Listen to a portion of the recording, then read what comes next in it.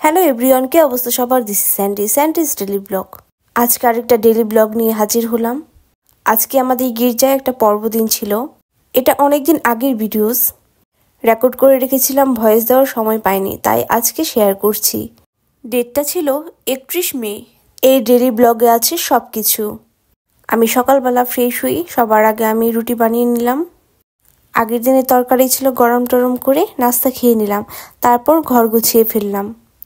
আরও অনেক কাজ ছিল, আমি কাজগুলো করে তারপর রান্না করতে গেলাম।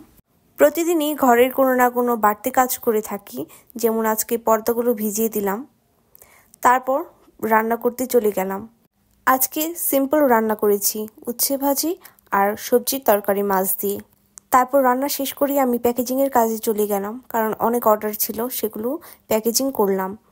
তারপর গোসল করে ভাত খেয়ে রেস্ট করলাম। তারপর উঠে এখন রেডি হচ্ছি। খুবই সিম্পলভাবে, আমি কোনো কিছুই করিনি।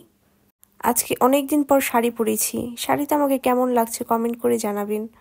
তারপর গির্জার উদ্দেশ্যে রওনা দিলাম।